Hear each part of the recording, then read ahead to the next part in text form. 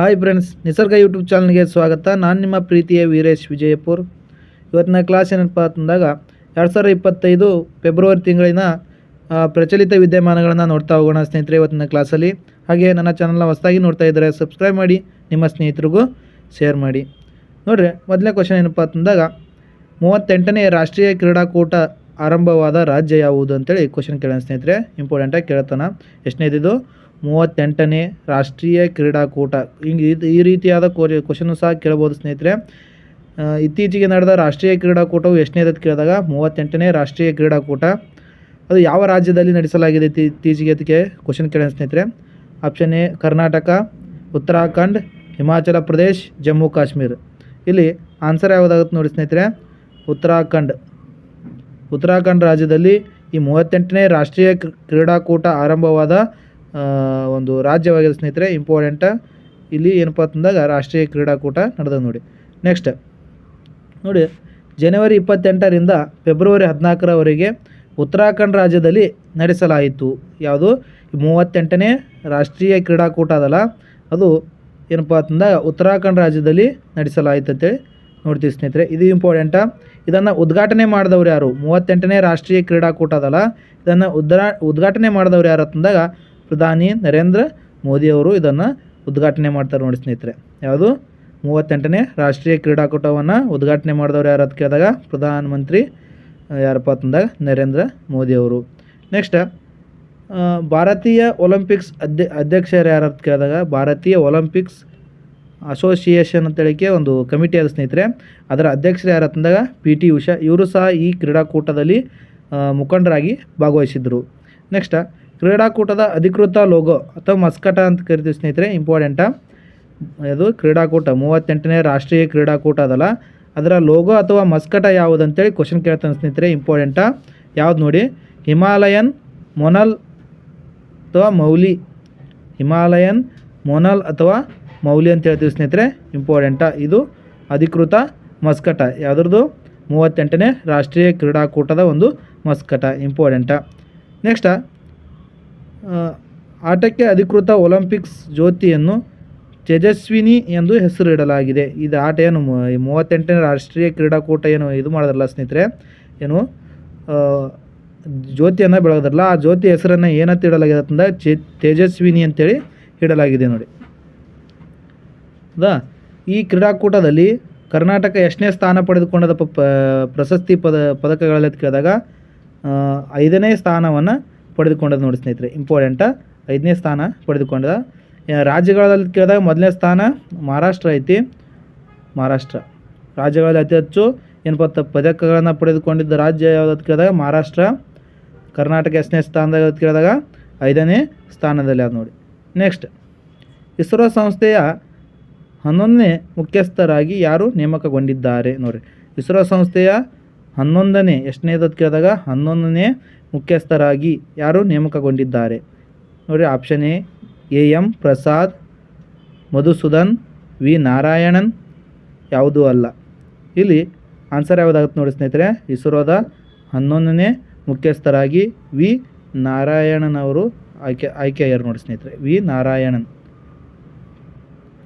Next ರಾಜ್ಯ ಮಾಹಿತಿ ಹಕ್ಕು ಆಯೋಗದ ಮುಖ್ಯ ಆಯುಕ್ತರು. ರಾಜ್ಯ ಮಾಹಿತಿ ಹಕ್ಕು ಆಯೋಗದ ಆಯುಕ್ತರು ಯಾರು ಅಂತೇಳಿ ಕ್ವಶನ್ ಕೇಳೋಣ ಸ್ನೇಹಿತರೆ. ಇಂಪಾರ್ಟೆಂಟಾ.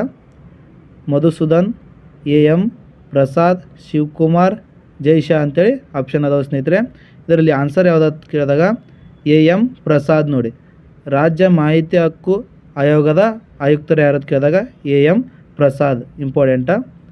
ಇದು ರಾಜ್ಯ ಮಾಹಿತಿ ಹಕ್ಕು ಆಯೋಗ ಸ್ಥಾಪನೆ ಆದ ವರ್ಷ 2005ರಲ್ಲಿ ಸ್ಥಾಪನೆ ಆಗುತ್ತೆ ನೋಡಿ ಸ್ನೇಹಿತರೆ. 2005ರಲ್ಲಿ ಸ್ಥಾಪನೆ ಆಗುತ್ತೆ ರಾಜ್ಯ ಮಾಹಿತಿ ಹಕ್ಕು ಆಯೋಗ ನೋಡಿ. ರಾಜ್ಯ ಮಾಹಿತಿ ಆಯೋಗವು ಕರ್ನಾಟಕ ಸರ್ಕಾರವು ಅಧಿಕೃತ ಗೆಜೆಟೆಡ್ನಲ್ಲಿ ಅಧಿಸೂಚನೆಯ ಮೂಲಕ 2005ರಲ್ಲಿ ಏನಪ್ಪ ಅಂತಂದಾಗ ಸ್ಥಾಪನೆ ಮಾಡಲಾಗುತ್ತಾ. ಈ ಕರ್ನಾಟಕ ರಾಜ್ಯ ಮಾಹಿತಿ ಆಯೋಗ ಅಲ್ಲ, ಇದೊಂದು ಶಾಸನಬದ್ಧ ಸಂಸ್ಥೆ, ಸ್ವಾಯತ್ತ ಸಂಸ್ಥೆ ಆಗಿದೆ. ಇಂಪಾರ್ಟೆಂಟ. ಇದು ಸಂವಿಧಾನಿಕ ಸಂಸ್ಥೆ ಅಲ್ಲ. ಯಾವುದು? ಕರ್ನಾಟಕ ರಾಜ್ಯ ಮಾಹಿತಿ ಆಯೋಗ ಏನಿದು ಶಾಸನಬದ್ಧ ಸಂಸ್ಥೆ ಅಥವಾ ಸ್ವಾಯತ್ತ ಸಂಸ್ಥೆಯಾಗಿದೆ. ಎಷ್ಟರಲ್ಲಿ ಸ್ಥಾಪನೆ ಆಯ್ತು ಕೇಳಿದಾಗ 2005ರಲ್ಲಿ. ಅದರ ಮುಖ್ಯಸ್ಥರಾಗಿ ಇತ್ತೀಚೆಗೆ ಯಾರು ನೇಮಕಗೊಂಡಿರೋದು ಕೇಳಿದಾಗ ಎ.ಎಂ. ಪ್ರಸಾದ್ ಅಂತೇಳಿ, ಎ.ಎಂ. ಪ್ರಸಾದ್. ನೆಕ್ಸ್ಟ್ ನೋಡಿ, ರಾಜ್ಯ ಹಿಂದುಳಿದ ವರ್ಗಗಳ ಆಯೋಗದ ಅಧ್ಯಕ್ಷರು. ರಾಜ್ಯ ಹಿಂದುಳಿದ ವರ್ಗಗಳ ಆಯೋಗದ ಅಧ್ಯಕ್ಷರು ಯಾರು ಅಂತ ಕೇಳಿದಾಗ ನೋಡಿ, option A Somanathan, option B Dayanand, option C Madhusudan, ಯಾವುದೂ ಅಲ್ಲ. ಇಲ್ಲಿ ಆನ್ಸರ್ ಯಾವುದಾಗುತ್ತೆ ನೋಡಿ ಸ್ನೇಹಿತರೆ, ಮಧುಸೂದನ್ ನಾಯ್ಡಾ. ಇವರು ರಾಜ್ಯ ಹಿಂದುಳಿದ ವರ್ಗಗಳ ಆಯೋಗದ ಅಧ್ಯಕ್ಷರಾಗಿ ನೇಮಕಗೊಂಡರು. ಯಾರು? ಮಧುಸೂದನ್ ನಾಯ್ಡಾ ಅಂತೇಳಿ. ಇಂಪಾರ್ಟೆಂಟ್ ಸ್ನೇಹಿತರೆ, ನೆನಪಿಟ್ಟುವರು.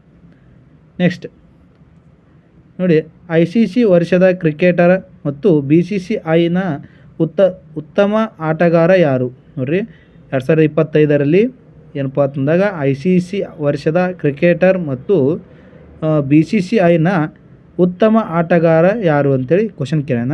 ಇಂಪಾರ್ಟೆಂಟ್ ಸ್ನೇಹಿತರೆ ಇದು. Option A Virat Kohli, Jasprit Bumrah, C Mohammed Siraj, Rohit Sharma. ಇಲ್ಲಿ ಆನ್ಸರ್ ಯಾವುದಾಗುತ್ತೆ ನೋಡಿ ಸ್ನೇಹಿತರೆ, ಜಸ್ಪ್ರೀತ್ ಬುಮ್ರಾ. ಇವರು ICC ವರ್ಷದ ಕ್ರಿಕೆಟರ್ ಮತ್ತು BCCIನ ಉತ್ತಮ ಆಟಗಾರ ಯಾರಪ್ಪ ಅಂತಂದಾಗ ಜಸ್ಪ್ರೀತ್ ಬುಮ್ರಾ. ನೆಕ್ಸ್ಟ್ ನೋಡಿ, ICC ಇದಾದಲ್ಲ ಯಾವಾಗ ಸ್ಥಾಪನೆ ಆಯ್ತು ಕೇಳಿದಾಗ 1909ರಲ್ಲಿ ಸ್ಥಾಪನೆ ಆಗುತ್ತೆ ನೋಡಿರಿ. 1909ರಲ್ಲಿ ಸ್ಥಾಪನೆ ಆಗುತ್ತೆ. ಯಾವುದು? ICC.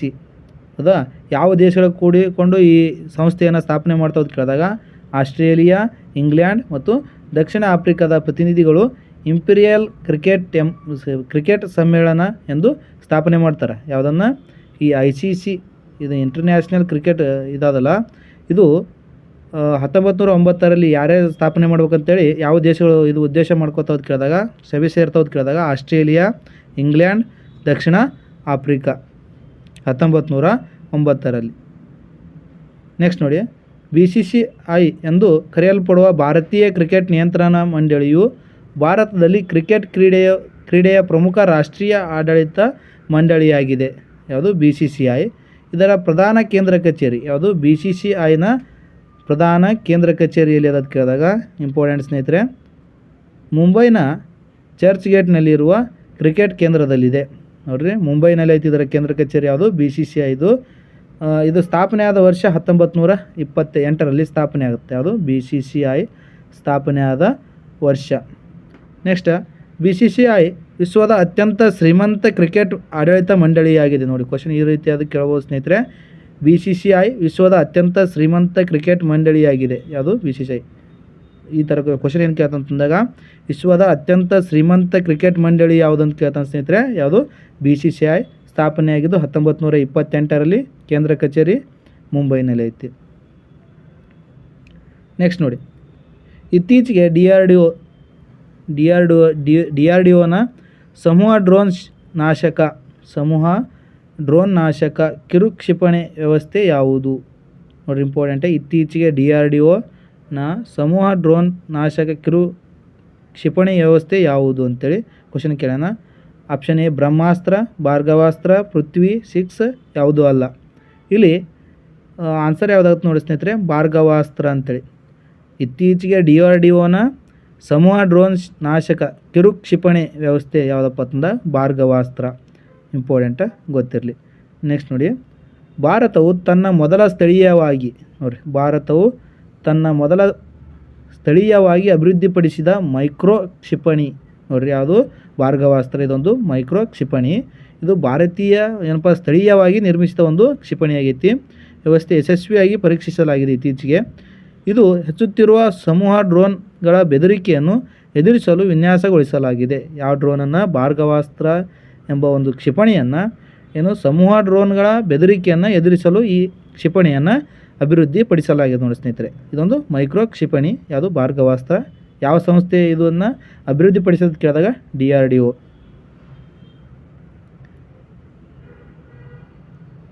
ನೆಕ್ಸ್ಟ್ ನೋಡಿ, ಭಾರ್ಗವಾಸ್ತ್ರ ಎಂದು ಹೆಸರಿಸಲಾದ ಬಹುಪದರದ ಪ್ರತಿಕ್ಷಿಪಣಿ ವ್ಯವಸ್ಥೆಯನ್ನು ಜನವರಿ 12 ಮತ್ತು 13ರಂದು ಗೋಪಾಲ್ಪುರ ನೋಡಿರಿ ಎಲ್ಲಿ ಪರೀಕ್ಷೆ ಮಾಡಲಾಗಿದೆ ಅಂತ ಕೇಳಿದಾಗ ಈ ಯಾವುದು ಭಾರ್ಗವಾಸ್ತ್ರ ಎಂಬ ಒಂದು ಕ್ಷಿಪಣಿಯನ್ನು ಯಾವ ಸ್ಥಳದಲ್ಲಿ ಪರೀಕ್ಷೆ ಮಾಡಲಾಗಿದೆ ಅಂತ ಕ್ವಶನ್ ಕೇಳ್ತಾನೆ ಸ್ನೇಹಿತರೆ. ಗೋಪಾಲ್ಪುರದ ಏನಪ್ಪ ಅಂತಂದ್ರೆ ಸಮುದ್ರ ದಡದ ಮೇಲೆ ಈ ಕ್ಷಿಪಣಿಯನ್ನು ಏನಪ್ಪ ಅಂತಂದಾಗ ಪರೀಕ್ಷೆ ಮಾಡಲಾಗ್ಯದ. ನೆಕ್ಸ್ಟ್ ನೋಡಿರಿ ಇದೇದು ಯಾವುದಪ್ಪ ಅಂತಂದಾಗ ಭಾರ್ಗವಾಸ್ತ್ರ ಕ್ಷಿಪಣಿ. ನೋಡಿ ಸೋಲಾರ್ ಗ್ರೂಪ್ನ ಅಂಗಸಂಸ್ಥೆಯಾದ ಎಕನಾಮಿಕ್ ಎಕ್ಸ್ಪ್ಲೋಸಿವ್ಸ್ ಲಿಮಿಟೆಡ್ ಅಭಿವೃದ್ಧಿಪಡಿಸಿದೆ. ಯಾವುದನ್ನು? ಭಾರ್ಗವಾಸ್ತ್ರ ಎಂಬ ಕ್ಷಿಪಣಿಯನ್ನು ಅಭಿವೃದ್ಧಿಪಡಿಸಿದೆ. ಯಾವುದು? ಎಕನಾಮಿಕ್ ಎಕ್ಸ್ಪ್ಲೋಸಿವ್ಸ್ ಲಿಮಿಟೆಡ್ ಅಂತೇಳಿ. ಇದು ಏನು ಮಾಡಿದಪ್ಪ ಅಂತಂದರೆ DRDO ಸಂಸ್ಥೆಗೆ ಈ ಕ್ಷಿಪಣಿಯನ್ನು ನೀಡಿದ್ದಕ್ಕಾಗಿ ಅದನ್ನು ಪರೀಕ್ಷೆ ಮಾಡಿದ ಸಂಸ್ಥೆ ಯಾವುದಂತಂದರೆ DRDO. ಕಂಡುಹಿಡಿದಿದ್ದು ಯಾವುದಕ್ಕೆ ಕೇಳಿದಾಗ ಎಕನಾಮಿಕ್ ಎಕ್ಸ್ಪ್ಲೋಸಿವ್ ಲಿಮಿಟೆಡ್ ಅಂತೇಳಿ. ನೆಕ್ಸ್ಟ್ ನೋಡಿ ಸ್ನೇಹಿತರೆ, ಇತ್ತೀಚೆಗೆ ಮತದಾರರ ಪಟ್ಟಿಗೆ ಸೇರ್ಪಡೆಗೊಂಡ ಅಂಡಮಾನ್ ಬುಡಕಟ್ಟು ಜನಾಂಗ ಯಾವುದು? ಇಂಪಾರ್ಟೆಂಟ್ ಸ್ನೇಹಿತರೆ. ಇದಕ್ಕಿಂತ ಮೊದಲೊಂದು ಏನಪ್ಪ ಅಂತಂದಾಗ ಬುಡಕಟ್ಟು ಜನಾಂಗ ಸೇರಿಕೊಂಡಿತ್ತು ಅದಕ್ಕೆ ಮತದಾರರ ಪಟ್ಟಿಗೆ. ಇತ್ತೀಚೆಗೆ ಒಂದು ಬುಡಕಟ್ಟು ಜನಾಂಗ ಏನು ಮಾಡಿದಂದಾಗ ಭಾರತೀಯ ಮತದಾರರ ಪಟ್ಟಿಗೆ ಏನು ಸೇರ್ಪಡೆಗೊಂಡಿದೆ. ಅದು ಯಾವುದಂತೇಳಿ ಕ್ವಶನ್ ಕೇಳೋಣ. ಆಪ್ಷನ್ ಎ ಜಾರವ, ವಂಗೆ, ಸೆಂಟಿನೆಲೀಸ್, ನಿಕೋಬಾರೀಸ್ ಅಂತೇಳಿ. ನೋಡಿ ಸ್ನೇಹಿತರೆ, ಇತ್ತೀಚೆಗೆ ಏನು ಮತದಾರರ ಪಟ್ಟಿಗೆ ಸೇರ್ಪಡೆಗೊಂಡ ಅಂಡಮಾನ್ ಬುಡಕಟ್ಟು ಜನಾಂಗ ಯಾವುದಕ್ಕೆ ಕೇಳಿದಾಗ ಜರವ ಬುಡಕಟ್ಟು ಜನಾಂಗ. ನೋಡಿ ಸ್ನೇಹಿತರೆ, ಇಂಪಾರ್ಟೆಂಟ. ಜರವ ಬುಡಕಟ್ಟು ಜನಾಂಗ ಇತ್ತೀಚೆಗೆ ಏನು ಮಾಡಿದ ಅಂತಂದಾಗ ಭಾರತದ ಮತದಾರರ ಪಟ್ಟಿಗೆ ಏನಪ್ಪ ಅಂತಂದಾಗ ಸೇರ್ಪಡೆಗೊಂಡಿದೆ. ಅದಕ್ಕಿಂತ ಮೊದಲು ಚಾಂಪಿಯನ್ ಅಂತಿತ್ತು, ಚಾಂಪಿಯನ್ ಬುಡಕಟ್ಟು ಜನಾಂಗ. ಈ ಚಾಂಪಿಯನ್ ಬುಡಕಟ್ಟು ಜನಾಂಗ ಮೊಟ್ಟ ಮೊದಲ ಬಾರಿಗೆ ಏನಪ್ಪ ಮತದಾರರ ಪಟ್ಟಿಯಲ್ಲಿ ಹೆಸರು ಪಡೆದುಕೊಂಡ ಒಂದು ಬುಡಕಟ್ಟು ಜನಾಂಗ. ಇದು ಸಹ ಅಂಡಮಾನ್ ನಿಕೋಬಾರದಲ್ಲೇ ಕಂಡು ಬರ್ತೈತಿ. ಇವೆಲ್ಲ ಏನಪ್ಪ ಅಂತಂದಾಗ ಹೊಂಗೆ, ಸೆಂಟಿನೆಲ್ಸ್, ನಿಕೋಬಾರಿಸ್ ಇವೆಲ್ಲ ಏನಪ್ಪ ಅಂತಂದಾಗ ಅಂಡಮಾನ್ನಲ್ಲಿ ಕಂಡುಬರುವಂಥ ಒಂದು ಬುಡಕಟ್ಟು ಜನಾಂಗ. ಇಂಪಾರ್ಟೆಂಟ, ನೆನ್ಪಿಟ್ಕೊಳ್ಳಿ. ನೆಕ್ಸ್ಟ್, ಇತ್ತೀಚೆಗೆ ವಂಚನೆಯ ಕರೆ ದೂರು ದಾಖಲಿಸಲು ಯಾವ ಮೊಬೈಲ್ ಆ್ಯಪನ್ನು ಬಿಡುಗಡೆ ಮಾಡಲಾಗಿದೆ? ಇತ್ತೀಚೆಗೆ ವಂಚನೆ ಕರೆ ದೂರು ದಾಖಲಿಸಲು ಯಾವ ಮೊಬೈಲ್ ಆ್ಯಪನ್ನು ಬಿಡುಗಡೆ ಮಾಡಲಾಗಿದೆಪ್ಪ ಅಂತ ಕೇಳಿದಾಗ ನೋಡಿರಿ, ಆಪ್ಷನ್ ಎ ಸಂಚಾರಿ ನಿಗಮ, ಸಂಚಾರಿ ಸಾಥಿ, ಆಪ್ತಮಿತ್ರ, ಯಾವುದೂ ಅಲ್ಲ ಅಂತೇಳಿ. ಇಲ್ಲಿ ಆನ್ಸರ್ ಯಾವುದಾಗುತ್ತೆ ನೋಡಿ ಸ್ನೇಹಿತರೆ, ಸಂಚಾರಿ ಸಾಥಿ ಎಂಬ ಒಂದು ಆ್ಯಪನ್ನು ಬಿಡುಗಡೆ ಮಾಡಿದೆ. ಅದು ಕರ್ನಾಟಕದ ಪೊಲೀಸ್ ಇಲಾಖೆ ಇನ್ನು ವಂಚನೆ ಕರೆಗಳನ್ನು ಏನಪ್ಪ ಅಂತಂದಾಗ ಕಡಿಮೆ ಮಾಡಲು ಯಾವುದೋ ಸಂಚಾರಿ ಸಾಥಿ ಎಂಬ ಆ್ಯಪನ್ನು ಕಂಡುಹಿಡಿಯಲಾಗ್ಯದ. ಅದರಲ್ಲಿ ನಾವು ಆನ್ಲೈನ್ ಮೂಲಕ ಏನಪ್ಪ ಅಂತಂದಾಗ ದೂರನ್ನು ದಾಖಲಿಸಬಹುದು. ಯಾವ ಆ್ಯಪ್ನಲ್ಲಿ? ಸಂಚಾರಿ ಸಾಥಿ ಎಂಬ ಒಂದು ಮೊಬೈಲ್ ಆ್ಯಪ್ನಲ್ಲಿ. ನೆಕ್ಸ್ಟ್ ನೋಡಿ, ರಾಜ್ಯದ ಮೊದಲ ಪಕ್ಷಿ ಗಣತಿ ಯಾವ ವನ್ಯಜೀವಿ ಧಾಮದಿಂದ ಆರಂಭವಾಗಿದೆ? ನೋಡಿ, ರಾಜ್ಯದ ಮೊದಲ ಪಕ್ಷಿ ಗಣತಿ ಯಾವ ವನ್ಯಜೀವಿ ಧಾಮದಿಂದ ಆರಂಭವಾಗಿದೆ ಅಂತೇಳಿ ಕ್ವಶನ್ ಕೇಳೋಣ ಸ್ನೇಹಿತರೆ. ಕಾಳಿ ವನ್ಯಜೀವಿ ಧಾಮ, ಭದ್ರಾ ವನ್ಯಜೀವಿ ಧಾಮ, ಮಲೆ ಮಹದೇಶ್ವರ ಬೆಟ್ಟ, ನಾಗರಹೊಳೆ. ನೋಡಿರಿ, ಮಲೆ ಮಹದೇಶ್ವರ ಬೆಟ್ಟ ಇದು ಚಾಮರಾಜನಗರ ಜಿಲ್ಲೆಯಲ್ಲಿ ಕಂಡುಬರ್ತೈತಿ. ಇಲ್ಲಿ ರಾಜ್ಯದ ಮೊದಲ ಪಕ್ಷಿ ಗಣತಿಯನ್ನು ಆರಂಭ ಮಾಡಲಾಗಿದೆ ನೋಡಿ ಸ್ನೇಹಿತರೆ. ಯಾವುದು? ಮಲೆ ಮಹದೇಶ್ವರ ಬೆಟ್ಟದಲ್ಲಿ. ನೆಕ್ಸ್ಟ್, ಕಾಳಿ ವನ್ಯಜೀವಿ ಧಾಮ ಯಾವ ಜಿಲ್ಲೆಯಲ್ಲಿ ಕಂಡುಬರ್ತದೆ ಕೇಳಿದಾಗ ಉತ್ತರ ಕನ್ನಡ ಜಿಲ್ಲೆಯಲ್ಲಿ ಕಂಡುಬರ್ತೈತಿ. ನಾಗರಹೊಳೆ ಕೊಡಗು ಜಿಲ್ಲೆಯಲ್ಲಿ ಕಂಡುಬರ್ತದೆ ನೋಡಿ ಸ್ನೇಹಿತರೆ. ನಾಗರಹೊಳೆ ವನ್ಯಜೀವಿ ಧಾಮ ಅಥವಾ ರಾಷ್ಟ್ರೀಯ ಉದ್ಯಾನವನ ಯಾವ ಜಿಲ್ಲೆಯಲ್ಲಿ ಕಂಡುಬರ್ತದೆ ಅಂದಾಗ ಕೊಡಗು ಜಿಲ್ಲೆಯಲ್ಲಿ ಕಂಡುಬರ್ತದೆ. ನೆಕ್ಸ್ಟ್, ಭದ್ರಾ ವನ್ಯಜೀವಿ ಧಾಮ ಎಲ್ಲಿ ಕಂಡುಬರ್ತದೆ ಕೇಳಿದಾಗ ಭದ್ರಾ ವನ್ಯಜೀವಿ ಧಾಮ ಶಿವಮೊಗ್ಗ ಜಿಲ್ಲೆಯಲ್ಲಿ ಕಂಡುಬರ್ತದೆ ನೋಡಿ ಸ್ನೇಹಿತರೆ. ಶಿವಮೊಗ್ಗ ಜಿಲ್ಲೆಯಲ್ಲಿ ಭದ್ರಾ ವನ್ಯಜೀವಿ ಧಾಮ ಕಂಡುಬರ್ತೈತಿ. ಕಾಳಿ ಉತ್ತರ ಕನ್ನಡ, ಮಲೆ ಮಹದೇಶ್ವರ ಚಾಮರಾಜನಗರ, ನಾಗರಹೊಳೆ ಕೊಡಗು ಜಿಲ್ಲೆಯಲ್ಲಿ. ರಾಜ್ಯದ ಮೊದಲ ಪಕ್ಷಿ ಗಣತಿ ಯಾವ ವನ್ಯಜೀವಿ ಧಾಮದಿಂದ ಆರಂಭಗೊಳ್ಳಲಾಗಿದೆ ಅಂತ ಕೇಳಿದಾಗ ಮಲೆ ಮಹದೇಶ್ವರ ಬೆಟ್ಟದಿಂದ.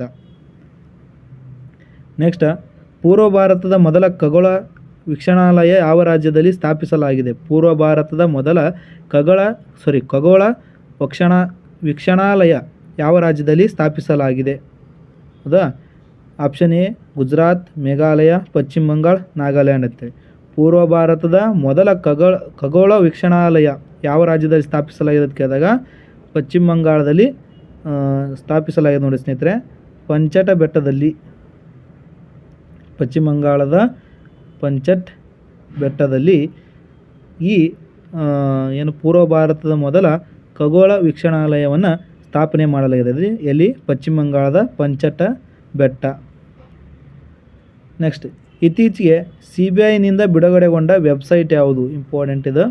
ಇತ್ತೀಚೆಗೆ CBIನಿಂದ ಬಿಡುಗಡೆಗೊಂಡ ವೆಬ್ಸೈಟ್ ಯಾವುದು ಅಂತೇಳಿ ಕ್ವಶನ್ ಕೇಳೋಣ ಸ್ನೇಹಿತರೆ. ಭಾರತ್ ಇಂದ್ರ, ಭಾರತ್ ಪೋಲ್, ಇಂದ್ರಧನುಷ್ ಯಾವುದೂ ಅಲ್ಲ. ಆಪ್ಷನ್ ಬಿ ಭಾರತ್ ಪೋಲ್ ಏನಪ್ಪ ಅಂತಂದಾಗ ವೆಬ್ಸೈಟನ್ನು ಬಿಡುಗಡೆ ಮಾಡೈತೆ. ಯಾವುದು? ಸಿ ಬಿ ಐ ಇತ್ತೀಚೆಗೆ ಬಿಡುಗಡೆ ಮಾಡಿದ ವೆಬ್ಸೈಟ್ ಯಾವ್ದಂದ್ರೆ ಭಾರತ್ ಪೋಲ್. ನೆಕ್ಸ್ಟ್, ಮೊದಲ ಬಾರಿಗೆ ಸಿಲ್ವರ್ ನೋಟಿಸ್ ಜಾರಿಗೆ ಮಾಡಿದ ಸಂಸ್ಥೆ ಯಾವುದು? ಇತ್ತೀಚೆಗೆ ಮೊದಲ ಬಾರಿಗೆ ಸಿಲ್ವರ್ ನೋಟಿಸ್ ಬಿಡುಗಡೆ ಮಾಡಿದ ಸಂಸ್ಥೆ ಯಾವುದು ಅಂತೇಳಿ ಕ್ವಶನ್ ಕೇಳೋಣ ಸ್ನೇಹಿತರೆ. ಆಪ್ಷನ್ ಎ CBI, NIA, ಇಂಟರ್ಪೋಲೋ ಯಾವುದೂ ಅಲ್ಲ. ಇಲ್ಲಿ ಆನ್ಸರ್ ಯಾವುದಾಗುತ್ತೆ ನೋಡಿ ಸ್ನೇಹಿತರೆ, ಇಂಟರ್ಪೋಲೋ. ಇದೇನಪ್ಪ ಅಂತಂದಾಗ ಇತ್ತೀಚೆಗೆ ಸಿಲ್ವರ್ ನೋಟಿಸನ್ನು ಬಿಡುಗಡೆ ಮಾಡಿದ ಒಂದು ಸಂಸ್ಥೆ. ಇದು ಅಂತಾರಾಷ್ಟ್ರೀಯ ಮಟ್ಟದಲ್ಲಿರುವ ಪೊಲೀಸ್ ಸಂಸ್ಥೆ ನೋಡಿ ಸ್ನೇಹಿತರೆ, ಇಂಟರ್ಪೋಲೋ. ಗೊತ್ತಿರಲಿ. ವಿಶ್ವಕಪ್ ಖೋಖೋ ಚಾಂಪಿಯನ್ ಪುರುಷ ಮತ್ತು ಮಹಿಳಾ ವಿಭಾಗದಲ್ಲಿ ಚಾಂಪಿಯನ್ ಆದ ದೇಶ ಯಾವುದು ನೋಡಿ? ವಿಶ್ವಕಪ್ ಖೋಖೋ ಚಾಂಪಿಯನ್ ಪುರುಷ ಮತ್ತು ಮಹಿಳಾ ವಿಭಾಗದಲ್ಲಿ ಚಾಂಪಿಯನ್ ಆದ ದೇಶ ಯಾವುದು ಅಂತೇಳಿ ಕ್ವಶನ್ ಕೇಳೋಣ ಸ್ನೇಹಿತರೆ. Option A Bharat, Sri Lanka, Bhutan, Bangladesh. ಇಲ್ಲಿ ಆನ್ಸರ್ ಯಾವುದು ನೋಡಿ? ಭಾರತ. ವಿಶ್ವಕಪ್ ಖೋಖೋ ಚಾಂಪಿಯನ್ಶಿಪ್ನಲ್ಲಿ ಪುರುಷ ಮತ್ತು ಮಹಿಳಾ ವಿಭಾಗದಲ್ಲಿ ಏನಪ್ಪ ಅಂತಂದಾಗ ವಿನ್ ಆದ ದೇಶ ಯಾವುದು ಅಂತ ಕೇಳಿದಾಗ ಭಾರತ. ನೆಕ್ಸ್ಟ್, ರಾಜ್ಯಗಳ ವಿತ್ತೀಯ ಆರೋಗ್ಯ ಸೂಚ್ಯಂಕ ಬಿಡುಗಡೆ ಮಾಡುವ ಸಂಸ್ಥೆ. ರಾಜ್ಯಗಳ ವಿತ್ತೀಯ ಆರೋಗ್ಯ ಸೂಚ್ಯಂಕ ಬಿಡುಗಡೆ ಮಾಡುವ ಸಂಸ್ಥೆ ಯಾವುದಂತೇಳಿ ಕ್ವಶನ್ ಆಗಿದೆ ನೋಡಿ ಸ್ನೇಹಿತರೆ. Option A RBI, NITI Aayog, CBI, ಹಣಕಾಸು ಸಂಸ್ಥೆ. ಏನು? ರಾಜ್ಯಗಳ ವಿತ್ತೀಯ ಆರೋಗ್ಯ ಸೂಚ್ಯಂಕವನ್ನು ಬಿಡುಗಡೆ ಮಾಡುವ ಸಂಸ್ಥೆ ಯಾವುದಂದಾಗ ನೀತಿ ಆಯೋಗ. ಗೊತ್ತಿರಲಿ ಸ್ನೇಹಿತರೆ, ರಾಜ್ಯಗಳ ವಿತ್ತೀಯ ಆರೋಗ್ಯ ಸೂಚ್ಯಂಕವನ್ನು ಒಂದು ಬಿಡುಗಡೆ ಮಾಡುವ ಸಂಸ್ಥೆ ಯಾವುದು ಭಾರತಕ್ಕೆ ಆದಾಗ ನೀತಿ ಆಯೋಗ. ನೆಕ್ಸ್ಟ್ ನೋಡಿರಿ, ಇದು ಇಂಪಾರ್ಟೆಂಟಾ. ಇಸ್ರೋದ 100ನೇ ಉಪಗ್ರಹದ ಹೆಸರೇನು? ಇಸ್ರೋದ 100ನೇ ಉಪಗ್ರಹದ ಹೆಸರೇನು ಅಂತ. ಆಪ್ಷನ್ ಎ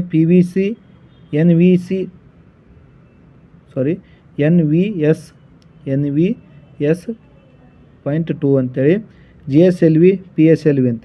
ಇಸ್ರೋದ 100ನೇ ಉಪಗ್ರಹ ಯಾವುದಕ್ಕೆ ಕೇಳಿದಾಗ NVS 2 ಅಂತೇಳಿ, NVS 2 ಅಂತೇಳಿ.